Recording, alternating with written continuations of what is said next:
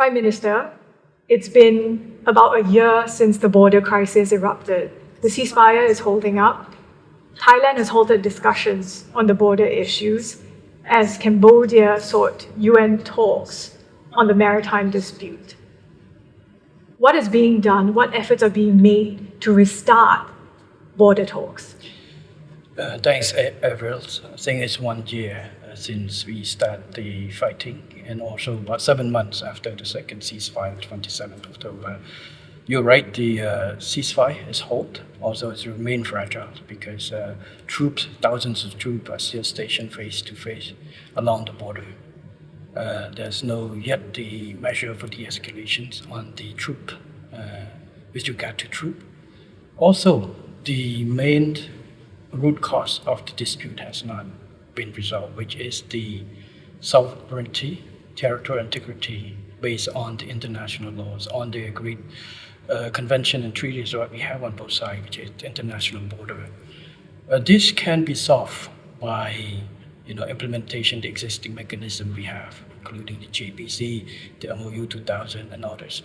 We already have those mechanisms in place, which took place before the fighting start on the second fighting in 27th, in December 7. So also, beside that, activities on the ground has raised concerns, also complicated matters. The Thai troop activities occupying well into Cambodia territories using barbed wire and containers is still there. This is well beyond even the Thailand unilateral claim boundary line into Cambodian territory. In addition, there's other activities that create fait accompli on the ground. For example, the road building, hard infrastructure, military bunkers, establishment of Buddha statue within the area of disputed area, the destruction of Cambodian lands, Cambodian homes in the area previously housing by thousands of people, and also dividing those land and give titles to the Thai citizens. All of this done within this 7 months before the demarcation process, which also agreed in the joint statement that the demarcations by JBC is the one that count for, to determine the territorial integrity and boundary line between the two countries. So for this is a concern. We have written a lot of protest letters, complaint letters to ask for the stop of these activities and resumption of the JBC, but so far has not yet. We have been exercising a lot of patience. We wait Thailand government to hold election, to establish the government, and also to establishment of the JBC. We have held for 7 months. Now we hope that we heard that Thailand just established the components and the leaders of JBC. We hope to resume that soon. As for, I heard the Thai leadership, especially foreign ministers of Thailand, has stated that because Cambodia go to UN clause that close the door for the land boundary. This statement, I like to say, a little bit inaccurate and a little bit unfair, based on 2 reasons. One, the reason why we go to the UN clause compulsory reconciliation is because Thailand has decided to cancel the only existing bilateral agreement between Cambodia and Thailand on maritime, MOU 2001, which for 16 years, for 15 years, that both Cambodia and various Thai governments, about 13, over 10 governments, have continued to try to work based on that, try to find solution, including 2 previous Prime Ministers of Thailand, Prime Minister Sita Thavisin and Prime Minister U Ing, during my time, that we work and try to find solution to the joint development and other areas.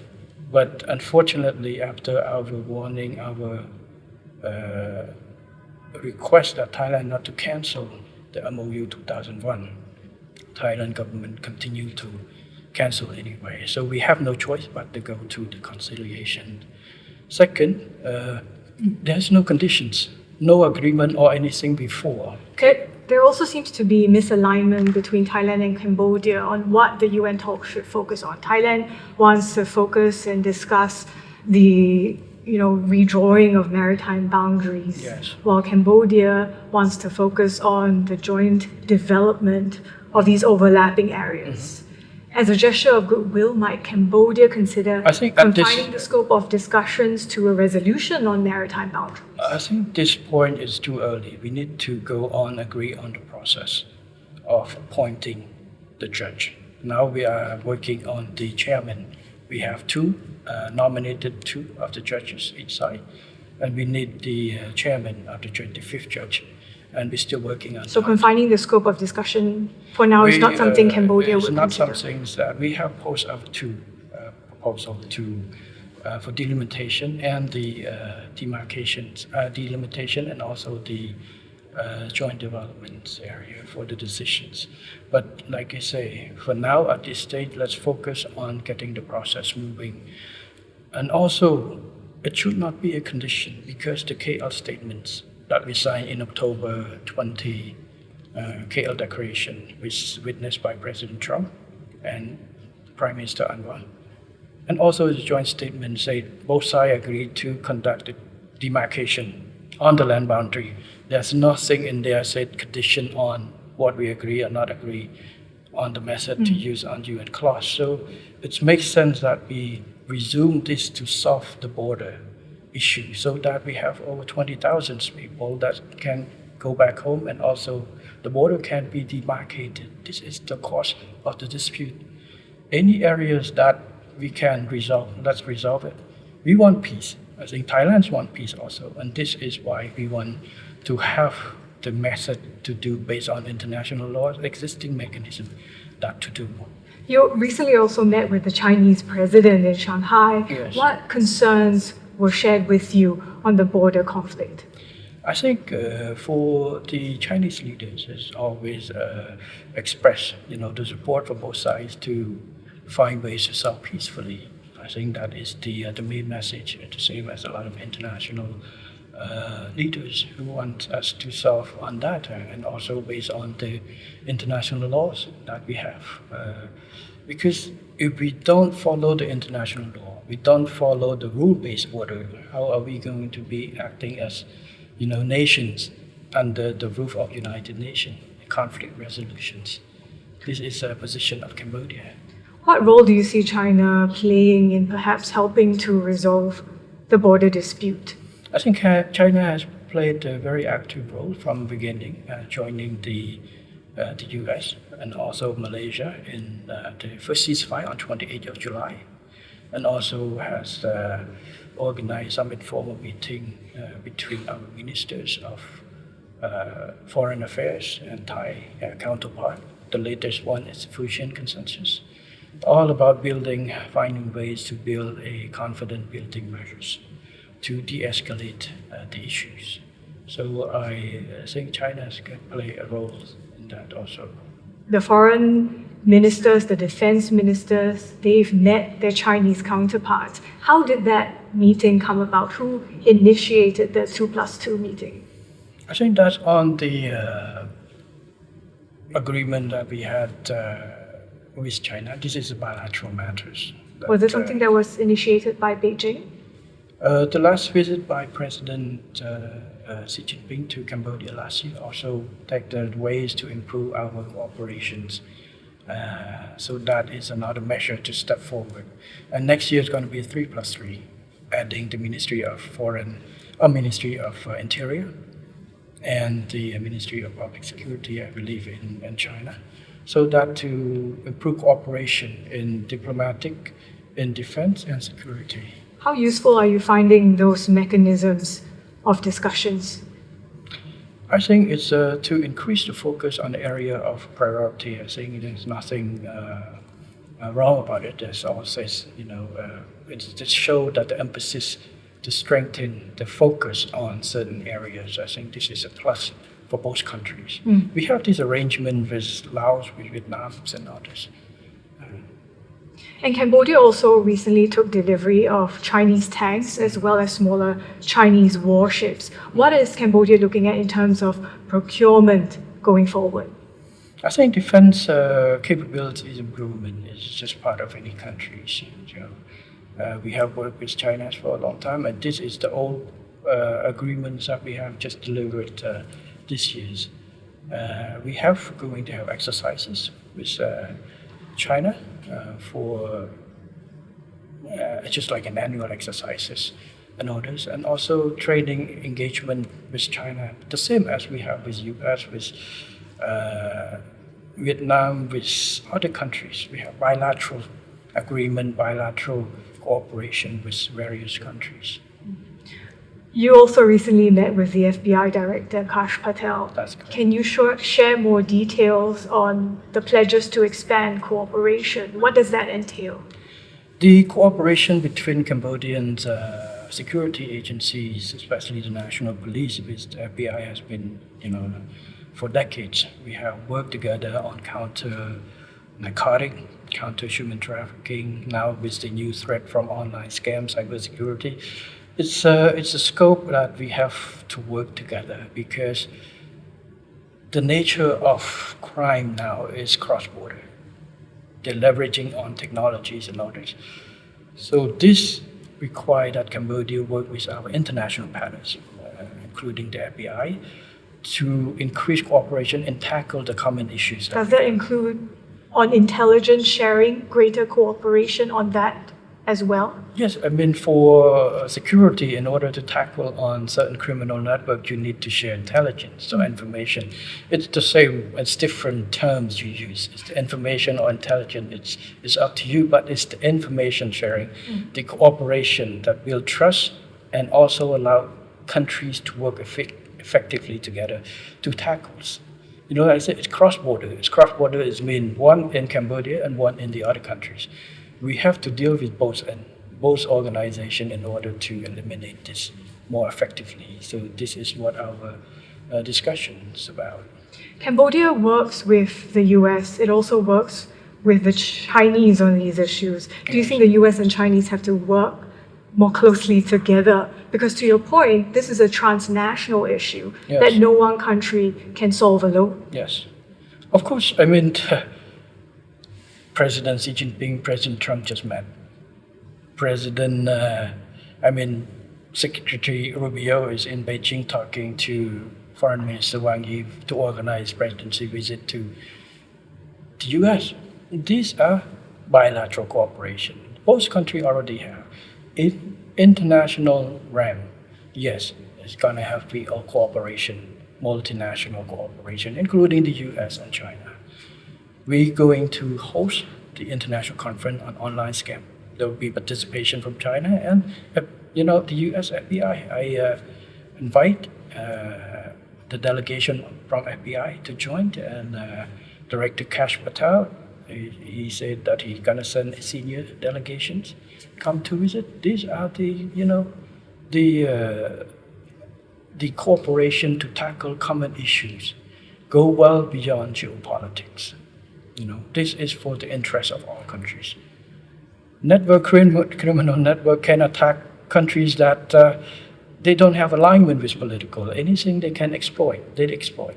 They can attack both US and China at the same time for the benefit of money from scam operation or drug operation. So I see all this cooperation doesn't have to be confined within or be a hostage to, an area of what we call geopolitics. Sometimes it's too overblown when we focus on the negativities. But overall, the positive relationship between even the main, China and the US has existed for a long in multiple channels. And this is also spread back to other countries.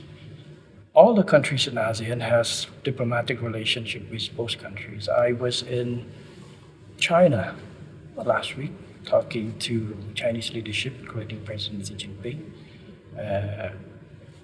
Prime Minister Li Qiang, about cooperation, state-to-state cooperation, and also talk to business in China, Chinese investors, to bring cooperation here. Yesterday, I met Director Kash Patel for security cooperation with US, and also US ASEAN Business Council visit me, talking about opportunities for cooperation for US business Cambodia. So if you see, this action, it showed that Cambodia does not have to be a place where zero-sum practice in the international relations happen. It's a win-win. We work with both US and China to improve our collective benefit, security, defense, business, investments for the benefit of our countries. And this is a win-win that Cambodia as a country, we don't choose, to be friend with one and enemy with another. We enemy with no one and to friend with all. We choose independent, neutral policies for the benefit of, and our engagement with any country is for our mutual benefit. You talk about how these criminal groups are becoming more sophisticated. A UN report shows that now they're even acting like corporates, that they're using, for example, in the Southeast Asian region, some of these criminal groups, concessions within special economic zones to operate. And Cambodia has dozens of such zones. What is Cambodia doing to ensure that such zones are not being used to facilitate criminal activity? Yes, we have learned from experience from other countries. We have, I give strict instruction to our security agencies, work with local government, working with agencies in charge of the SEZ to make sure that no SEZ has been used. If any SEZ is found to be covering for criminal scam, they will be liable just to the law, just as any others. So far, we don't have any evidence on those. We're very careful on this matter. So a lot of SEZ in Cambodia is a platform and the area for attract foreign direct investment in multiple sectors. So these are the areas that keep growing, and we continue to hope to attract more investment and expansion of the business both in the SEZ and outside the SEZ. Cambodia has been very actively cracking down on these scam compounds. I wonder, what is your view or what you observe in terms of how they are evolving? Are they perhaps becoming smaller, more nimble, using artificial intelligence? Yes, you are right. It's become more complex. We have cracked down over 670 locations, big and small, especially all the big location has been closed and sealed off and been under the court process, legal process right now. They have evolved. Many have fled the countries. Many have moving to neighboring countries. We have arrested and deported back, working with other partners to return to receive the citizens back. But still, there are some still remaining. It's become very smaller cell group. Technology has allowed them to work in a decentralized manner.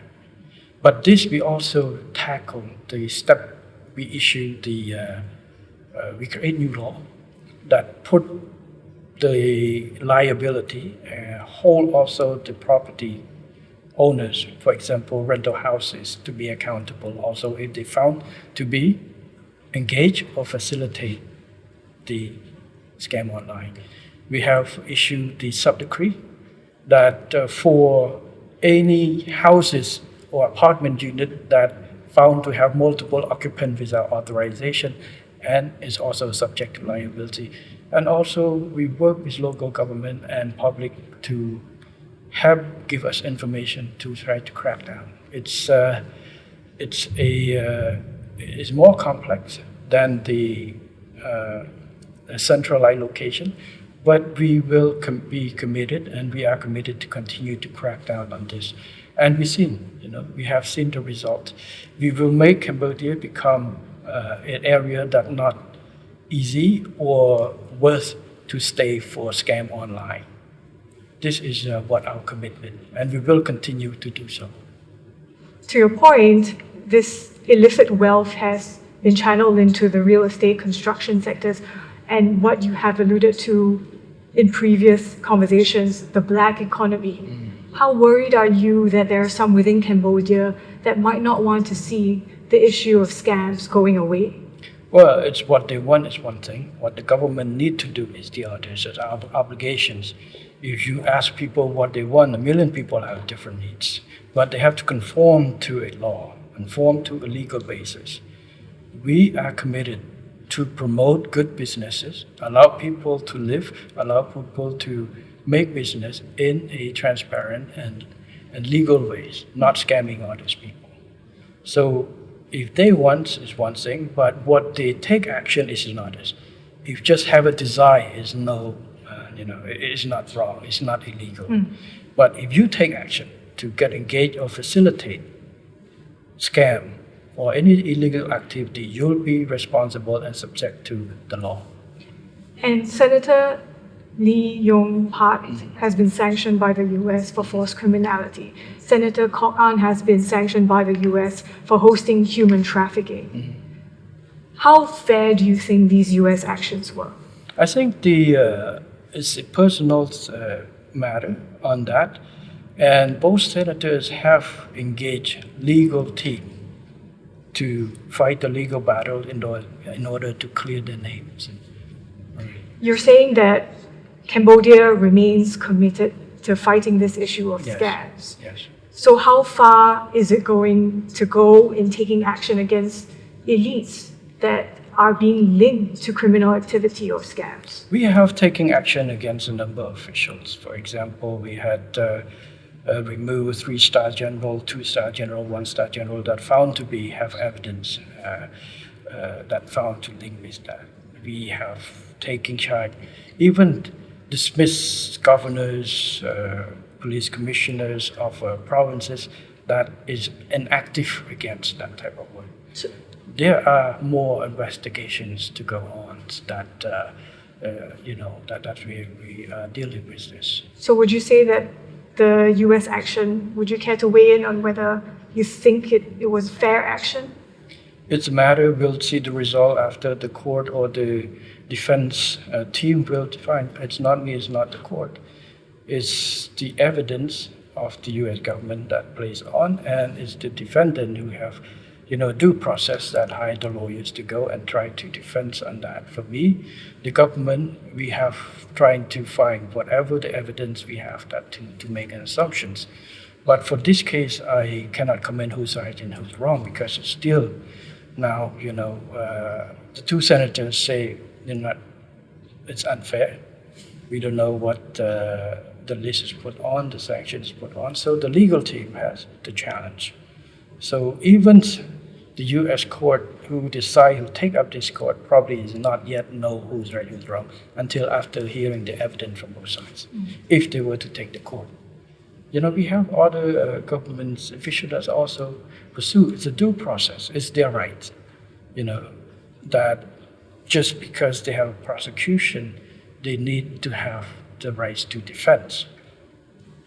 For me to say who's right and who's wrong at this time without all the result of investigations.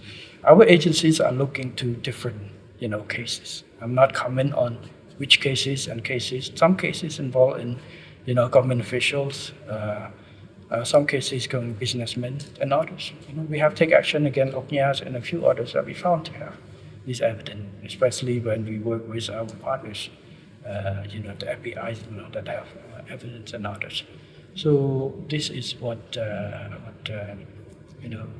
that I can respond to you. This is a global issue, as you say, and in terms of the money involved, some estimates put it at upwards of $440 billion, which could be comparable to the global illicit drug industry. What needs to change? Because Cambodia has had a front row seat in tackling this issue. What advice, perhaps, would you have for other countries that are now dealing with this? I think we have to start with accepting the facts. Cambodia is not the only country that has this problem. It's a problem that many countries in the regions has it. For example, our neighboring countries has it. So our neighbors that say Cambodia is defrauding their nationalities. In fact, it's their nationalities who come to Cambodia and attack using a scam platform to attack the citizen at home. So many of that have returned back. They will, I don't know if they go back and change their mind or they still do it because technology allowed them to do back home. So, like I say, first we have to accept. Any countries that want to deal with this effectively have to accept that we have the problem. Cambodia has accepted that, and we have taken measures. We've taken measures since last term, last governments, and until now. And now we taking a really step up the effort, starting up from accepting the problem and taking concrete measures to deal with it. We have taken concrete measures, we have implemented new laws, we have taken actions, and also have to accept that it is a regional issue, that we need cooperation. That's why we work. So for us, for Cambodia, this is the experience. We admitted that we have it, although we're not the only one who have it. In the past, somehow last year, we were a little bit being scapegoat, but we not just say it's unfair, but we say if that's the issue, we have to deal with it. And that's what we did. We have to work with our partners in order to deal with it. It's not a blame game. It is the fact that we cannot tackle this alone. It's a multi-billion-dollar business. It's a fast business. A lot of people work in it. It's not the victim. They know willingly to do it. So the fact that they are in Cambodia or they're in their countries or other countries, they will do it. So that is the only thing that to do, and working globally with international work to deal with it. Prime Minister, I wanted to wrap up this conversation finding out more about your vision for Cambodia, because you took over in 2023 from your father, who led for almost 4 decades. What is the path that you want Cambodia to chart? You know, we have thought of this, and we said, what's the legacy that our team, UK, the Generation 2 team? Generation 1 team, my father's generation, it's a generation that started out with nothing, liberate the countries from the genocide regions, unify the countries, stop the fighting, which lasted for 500 years in Cambodia, building the countries from scratch, implementing reform and develop the countries. What is the G2 legacy has to be? First, we have to maintain what's the positive result that the previous team has achieved: peace, stability, development, national unities. But what are we going to do is to go for further reform, to tackle the issues, old and new, that may exist for us, and reform and develop further to bring peace and stability and development for our people. So this is our futures, and a lot of reform that we put to. We are now doing a lot of reform in the security, in militaries, in education, in health, in economic, in business environment, in order to innovate ourselves to make our country become more of an environment that the people of Cambodia can grow and also welcome more of the partners, whether it's in security, cooperation, economic, and others to grow. So this is our vision, is to bring Cambodia to be a rich country for our people in the future. Prime Minister, thank you for your time today. Thank you.